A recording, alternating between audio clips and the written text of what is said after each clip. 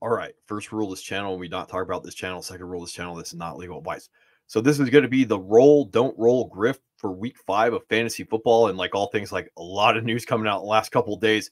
Well, let's get into it. So first thing first, if you're wondering about Thursday Night Football, never trust Thursday Night Football. This was a humdinger of a game.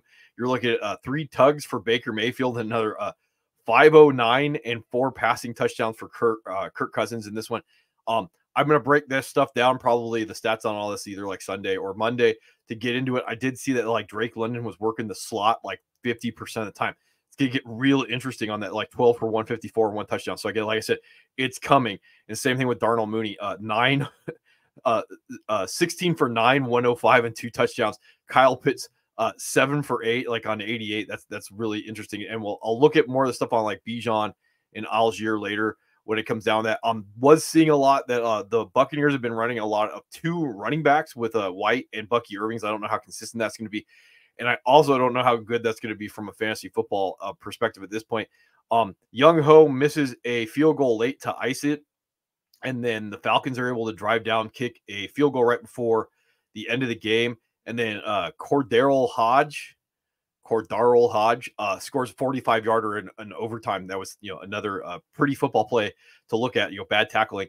And, Bob's your uncle. That's your game on Thursday night. So to get into it a little bit, you're looking at Sunday night, Cowboys Steelers. There's a 46% chance of thunderstorms going on right now.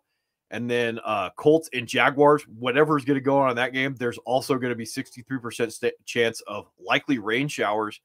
Other game, one last game, was rain for the Jets and the Vikings, and that's going to be like over there at this point if you're worried about all that stuff going on. So to move on to the Jets and the Vikings, implied point total of 44.5. They also have, I think, the Jets by 3.5 in this one. And this is going to be one of those ones that I think is going to be very difficult to predict because of how the Vikings run. Again, like a lot of blitzing, a lot of stopping the run.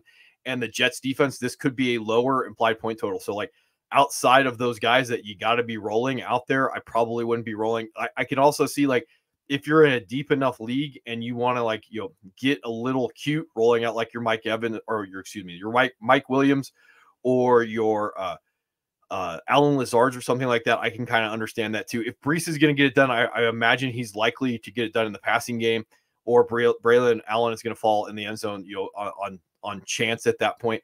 When it comes to the Vikings, I can see either way, thinking that you're going to get an upgrade when it comes to Jordan Addison, because, the Jets are going to try and take away Justin Jefferson in this one, something along those lines when we get after that. I also talked about like Sam Darnold maybe being matchup proof. Again, if you have the ability to go a different direction because of the matchup, I can understand that. If you've just decided that Sam Darnold is going to be like your fire or forget quarterback, at this point, I think he's earned it when it comes down to that. All right. Panthers and Bears, and this is 5.5 by the Bears, which I found a little interesting, especially when you had like a low implied point total of 42. So again, like outside of the guys that you like have to or want to roll out there, I wouldn't be rolling out anybody. So again, if you can get away with like not rolling any Bears at this point, Keenan Allen off the injury report with that heel. So at this point, like I probably would not be rolling anybody out there when it comes to the Panthers and the Bears, just because I think it could get ugly from a fantasy football perspective. And again, that means I don't want to be rolling those guys out there. When it comes to the Panthers, though, you might be in a little bit different situation at this point. Like Chuba's still an RB1 and Deontay's still a wide receiver 1. So like they may get downgraded because of the matchup, but I'm still rolling them out there. And then Leggett should be stashed. I don't know if I would have the guts to roll him out against the Bears. And then Tommy Tremble in your deeper leagues, if you're going to be stashing that guy, wouldn't be rolling him out. All right, Ravens and Bengals, 46.5 implied points. And the other thing that was a little interesting to me on this one, they got the Bengals by 1.5 overall in this game. So again, like slightly higher implied point total. So I wouldn't be going too far off the beaten path. Like you're looking at Jamar Chase. I don't know about like Yosivas in this point. Like you're stashing Eric All in deeper leagues. When it comes to the 2 running backs for the Bengals, this is why I have this pulled up. I do think that like you can roll both of these guys out there, even if the Ravens do take the runaway, and that would like downgrade Moss. He's still maybe going to get the goal line usage, and then you can chase theoretically the upside of Chase Brown being used in the design passing game in this one. Both are going to stay in that like RB2 range if you're into that type of thing. When it comes to the Ravens, because of the implied point total, you can feel a little bit better about rolling out your receivers. So like if you're still holding on to your hope of Mark Andrews, like I understand, and I bring this up because in my main money league, I had someone put an offer for Dalton Kincaid because it's a 10-man league. There's no one on the wire. If I had pulled the deal or pulled the trigger on the trade, I was looking actually at rolling out like Eric All this week. That's how deep that or how much those guys go after like certain guy or certain league winning guys in that league. So in this case, like Mark Andrews isn't on the wire. I can understand like he could be, and because of the implied script, like this may be one of those ones where the Ravens actually have to play like a balanced football. So you can think about rolling that out. Let's get an upgrade Zay Flowers back to like wide receiver 2 land, and then Rashad Bateman maybe as a 3. These are both probably going to be in deeper leagues because of how deep the wide receiver pool is right now. You're looking at like Jordan Whittington and Xavier Leggett and some of the other guys that are out there, like Polk. You could roll out this week. I don't know if I would trust these guys relative to the other guys that are out there because of how the game could end going with the Ravens overall. This one, so like King Henry obviously, and Lamar Jackson, Justice Hill would be in that like desperation RB2 range. All right. Bills and Texans, 48 implied points in this one. And then you're looking at the Bills or the Texans by 1.5. So like, this is another one you could be rolling out everybody in this game. Khalil Shakur, he is tracking to be out right now with an ankle. So remember, vacated targets tend to go first to running backs, James Cook upgrade, and you're looking at Dalton Kincaid second. The other guy that this is probably going to be a beneficiary of if you're in deeper leagues is probably like we can start tracking out maybe getting a Curtis Samuel breakout week. In this one, those vacated targets have to go someplace. They're going to go to James Cook. They're going to go to Dalton Kincaid. Then the third guy I think is going to be the beneficiary of this is Curtis Samuel because of the role that Keon Coleman's going to play in the offense. I don't think this is like an apples to apple comparison of where those targets are going to go. Like Keon Coleman's either going to get it or he's not going to get it. And I don't think the injury is going to make any difference to whether or not you're going to be rolling him out there in this one. And then when it comes to the Texans, I did see that like Bobby Trees is trending towards being out. Tank Dell is trending towards playing. The other one is Joe Mixon. He is out for the game.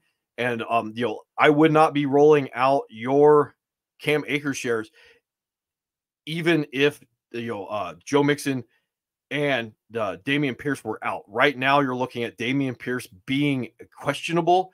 If he plays, obviously, I wouldn't be rolling out Cam Akers. I wouldn't be rolling out Cam Akers anyway because Dare got the game-winning touchdown.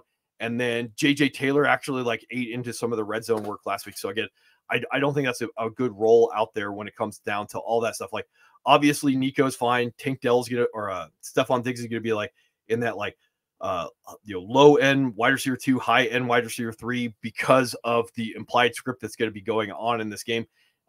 That's just generally what my thoughts are. I do think this could turn into a little bit more of a fantasy friendly game overall. Because there are two good offenses going up against each other. Colts and Jaguars, again, I just don't know how much you can predict anything. Anthony Richardson is going to be trending towards questionable. So again, like coin flip when we get down to it. And I don't know if that's necessarily a good thing or a bad thing when it comes to like overall points in the game.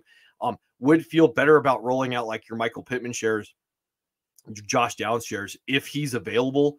Or if Joe Flacco's rolling out there, maybe there's a chance that there's going to be higher points in the game overall because Anthony Richardson. Remember, the Jaguars are a very bad offense. The other thing in this is Jonathan Taylor is going to be out with that ankle. And then I did see that like Shane Steichen, the head coach, said that this will be a running back by committee. So like that's coach speak for I don't know if they're going to go full bell cow when it comes to Trey Sermon. You do you when it comes after that. I think there are a few better guys to be rolling out there in desperation than Trey Sermon this week overall. And then like with their Jaguars, Travis Etienne went off the injury report. And then you're looking at Evan Ingram is still going to be questionable. So in your deeper leagues, that would allow you to be rolling out your Brenton Strange again. The other thing to be looking at, like expecting that you're going to get that usage flop finally, like Christian Kirk is the number one. And Brian Thomas is the number 2. I think they are about the same from a fantasy football perspective, but I could definitely see this is the week that Brian Thomas jumps Christian Kirk overall, tracking the air yards and the targets in this one overall when it comes down to that. So that's just my general thoughts. I do think that this could be like a really ugly script based off of like quarterback play, even though both these defenses are like really bad. Good luck on predicting all that stuff. Giants and Patriots, like 45 implied points, which is like surprising considering that I could definitely see this would be like much lower script, like 30 or 3 negative, or the Dolphins are 3.5 point favorites in this one. I'm just pulling up my notes. So Tim Boyle was released from the Dolphins. He was the backup quarterback. Like, I don't know what that means. Like, I did see that the NFL came out today and said that they will not be arbitrating in Tua or in the Tua Tagovailoa, whether or not he comes back, whatever that means in this one. All of the Dolphins running backs are a go, and that includes like Mostert and Jeff Wilson. So monitoring who are the active inactives and like who to stash in this offense behind H8. At this point, like he's putting up like 70% snaps. Like he's the bell cow in the offense if they could just like get it working overall. Not that this really matters from a fantasy or a roll don't roll standpoint because of the quarterback situation, but like Odell Beckham may roll out this week in general. All right. The other one with the Patriots news, I did see that the Gerard Mero, the head coach for the Patriots, did come out and say that Ramondre would be getting benched and Antonio Gibson would end up getting the start. Now, I can say from a coaching perspective what this meant when I would say this to players is like the backup's going to get the first rep. And after that, like it's going to be like based off of what the backup does. So does this mean that you're going to get like full bell cow Antonio Gibson? No. Does this mean that like maybe somebody should be stashing and Antonio Gibson, like maybe deeper leagues? Maybe remember the overall implied point total in this game versus like what the script is going to look like. Neither of these teams are going to have a lot of excess scoring to be going around. There's not going to be a lot of yards. So again, like I don't know how much I would be trusting rolling out anybody, and especially like Ramondre versus Antonio Gibson, with maybe more of a 50-50 split when it comes to overall usage in this game. I would like, and I would probably be leaning towards like Jalen Polk as a flex in this game overall, expecting that 83% snaps, 7 for 3, and I think he had like 107 air yards. So like getting him either as a stash or the spike week that we could talk about, like potentially being predictive at this point, like could go forward. And I probably, your guess is going to be as good as mine. The Patriots do have a good secondary overall in this game, so I don't know how much I would feel very comfortable rolling out your Dolphins shares in this game. Waddle and Tyreek Hill.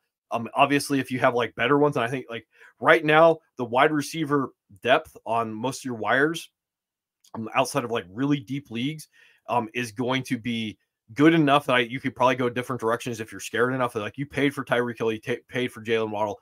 Do you have the guts to bench them and then have them, one of them score on a deep touchdown? Like that's on you. I could definitely understand like also just benching these guys and going in a different direction. I did trade away my Garrett Wilson shares because I was like, there's too many wide receivers to replace him. I would rather have him be someone else's problem and then be able to replace that. Feeling more comfortable about rolling like a Dontavian Wicks or Jordan Whittington, something like that are out there on the wire, than getting another one of these weeks, like sub 40-degree days that have been going on since the Tua. Even if I'm wrong, I could have predicted that I would that they were gonna break my heart this week. That's the way I would look at it overall if I'm in a league where I can go pick up somebody else. Browns and Commanders, 43.5 total points in that game. So that means like we probably want to be leaving some of our guys on the bench in this game, lower implied point totals. Browns by 2.5 in this one. So I probably would be rolling out Jaden Daniels. Why? Because he's quarterback 1 overall. So like, if he's got me there at this point, like I'm probably hoping more for a 40-degree day than like, a higher top 10 quarterback finish. But at this point, like he could get done either way in this one. The other news in this is B-Rob is questionable, but Austin Eckler is a go. So, if I'm the Austin Eckler owner, I would be rolling him out, and I probably have to be waiting on B-Rob when it comes down to that. What's going to go on with Jeremy Nichols at this point? Like, he could end up being some type of desperation play based off of like that 38% snaps that he had last week paying attention to all that stuff that's out there. I don't think there's anything else I have for the Redskins on that one. And then when it comes to the Browns, David Njoku may end up playing. He was questionable this last time I checked on all of this stuff. No news on Nick Chubb at this point, like, if he's going to play or not. I want to look that up. So Njoku was limited all week. If you're going to be rolling him out in this game, again, this is like a lower implied point total game overall. Raiders and Broncos, again, like nobody, if you don't have to, maybe Cortland Sutton. It would be the guy out of all these guys that I'd be rolling out there, like 41 total points in this game, and Vegas has the Broncos by a point. So like, yeah, I'm not overthinking this when it comes down to this. If you're wondering about the Raiders news, because there is a little bit to talk about in this one.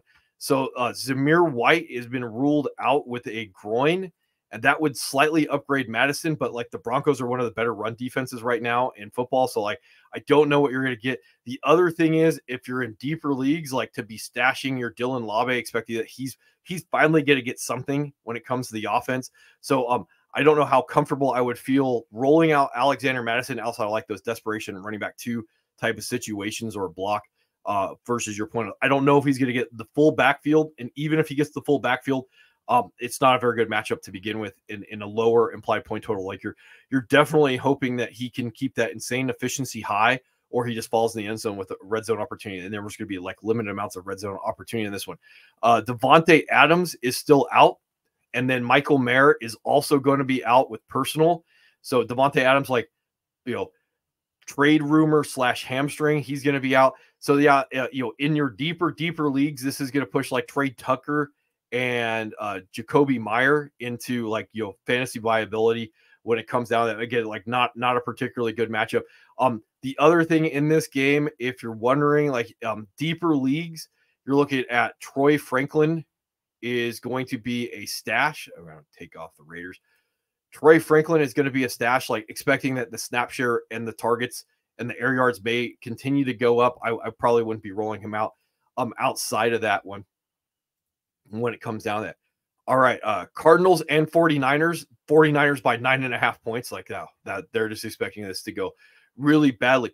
47 implied points with the Niners by basically 10. So that's the way that they're expecting it to go. So probably would be expecting to upgrade most of the 49ers toys that are out there. So I did see that no Debo on the practice report or the injury report.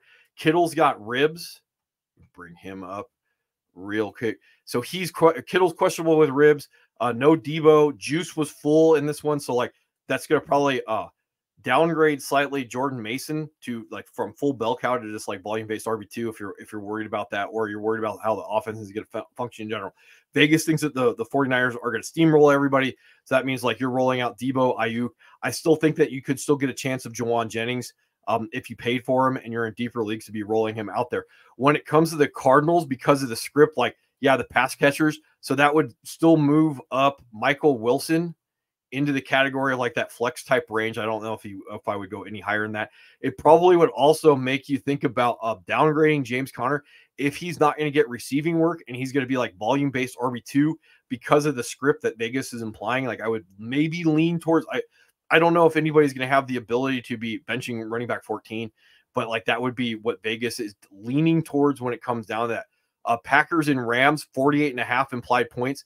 This one gets fun. This one gets fun trying to break this one down when it gets down that. And they have the Rams by 1.5 in this one. So like expecting that you're going to get a lot of stuff. So from the perspective of the Packers, this is definitely Don Tavian Wick. So I was seeing that the Rams are having a hard time dealing with outside receivers. That's what Don Tavian Wick primarily runs. And then you're also looking at Romeo Doubs personal being doubtful for Sunday.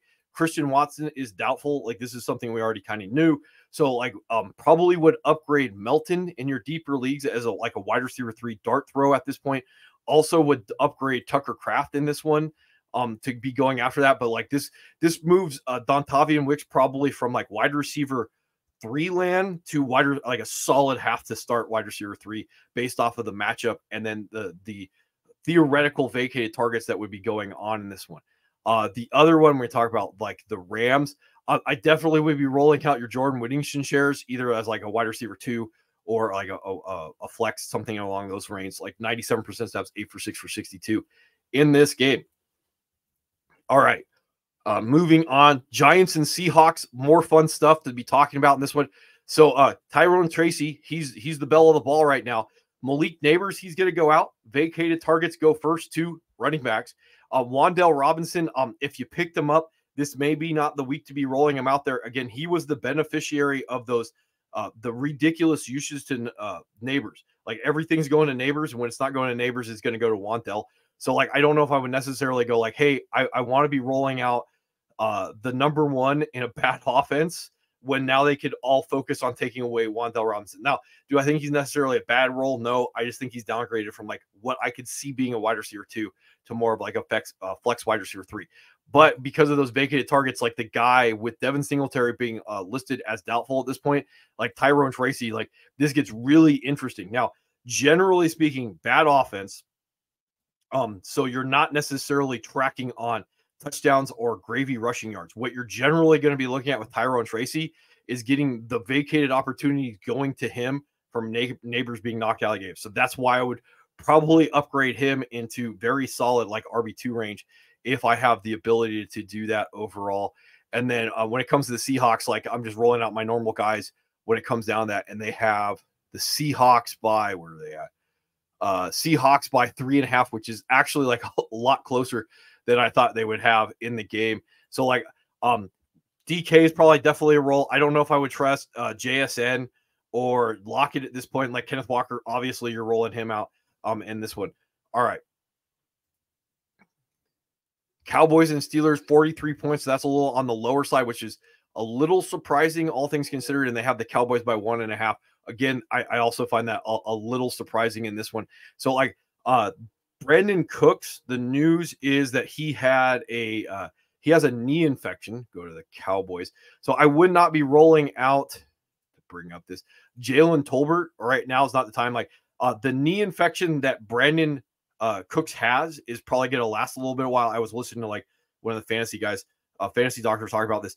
It could also be a lot worse than they're letting on, because whatever procedure led to needing the injection that probably caused it could be bad also. So like how long this is going to linger for. So like, yeah, deeper leagues, like you could start looking at Jalen Tolbert as a wide receiver 3 with a certain amount of consistency going on forward. Not necessarily the best matchup because, obviously I would imagine that Ferguson's still going to get those roles. The other thing, if you're looking at it, the news that I looked at beforehand with Dalvin Cook is like, maybe we're heading in the direction of Dalvin Cook actually being activated if you want to go after all that stuff. And then when it comes down to the Steelers, like they have a little bit of news. Like you're looking at full bell cow Najee at this point in the game. Jalen Warren's going to be out, and Cordell Patterson's going to be out at this point. So like, yeah, you're getting full bell cow Najee, Pickens I'd be rolling out there, Muth I'd be rolling out there. And then over on the Cowboys side, right now, Dowdle is going to be an RB2. Jake Ferguson, is obviously CeeDee Lamb. I'd be going like Jalen Tolbert would just be like deeper leagues, if there's nobody on your wire, but there should be guys on the most of your wires, like especially if you're like in deeper leagues. This was a really nice week to be picking guys up to be rolling at this point. So like you're getting close to like 20-man leagues where you're stashing Jalen Tolbert. And when it comes down to that. All right, Saints and Chiefs, they have the Chiefs by 8, which is again really surprising me. As bad as the Chiefs have played and as well as the Saints have looked at points, I don't know if I would necessarily trust like 44.5 points, which is like a mild game script by Vegas's estimation when it comes down to that. Now, I did see there's 2 pieces of news from the Chiefs running back room. So you're looking at Kareem Hunt popped up with a shoulder the last couple of days. And then the other thing is CEH, his window was open, whatever that's going to mean when it comes down to that. So the other thing is, from a wide receiver room perspective, this is less about like roll, don't roll. And I'll talk more about this in the after waivers. So rumors on Rashee Rice are that he had some type of like arthroscopic procedure to see what was going on in the knee. And that like now the rumors are going to be that like he may end up trying to serve his suspension during the season, depending on what the results were of the knee procedure that he had. So this is all rumors on the internet, like, take that with a grain of salt. Do whatever you want it. The other weird thing about the Chiefs in this one is they went out and they signed Jody Fortson to the active 53-man roster. I don't know, like, big, more like wide receiver-esque tight end, 6'4", 226. So, like, guessing on what that's going to be overall, like, I don't know. I don't think this is going to be fantasy relevant. It's just another, like, really odd signing to be going on with some of the guys that are out there. When it comes to the Saints, like, remember, the Chiefs do tend to have like a better offense. I did see that there's a possibility, or the Chiefs tend to have a better defense. There is a possibility that you're looking at Kendre Miller being activated. The Chiefs did, or the Saints did, waive A.T. Miller, the wide receiver. So Kendre Miller did get a full practice in on Friday. Now, what does that mean down the line when it comes to like Alvin Kamara? I don't know. Like, I'd still think that you're going to get like something close to like full league winner Alvin Kamara, but like what the usage is going to end up being is going to be more interesting to me down the line when it comes down to all that stuff. And then no Taysom Hill. He looks like he missed like all week with his rib injuries that are going on. So that's like some of the stuff that's going on. And again, the offense hasn't looked good for the Chiefs. I think the running backs are going to be running back by committee. Outside of probably Kelsey, that would be the only guy I would be like really looking forward to rolling out. Kareem Hunt, I think, is going to be a gamble with this backfield the way that's looking right now. Like, I generally think that I talked about this before. Like, Carson Steele's probably not going to be entirely gone from the offense. Samaje Perine's going to have a particular role, and then Kareem Hunt, and the Saints have looked better overall. When it comes to the Saints, I'm just rolling out my guys. Like Kamara, Rashid Shaheed, and Chris Olave. I'm not going to be overthinking any of that versus the script. And then we already talked about the Buccaneers and the Falcons. We have the Lions, the Eagles, the Chargers, and the Titans on bye this week. So that's generally the direction I'd be looking at. All these guys. I wanted to go over my notes real quick, see if I missed anything. I don't think so. Aaron Rodgers was off the injury report with his knee. And I believe that's about all that I got on the roll, don't roll Grift for week 5.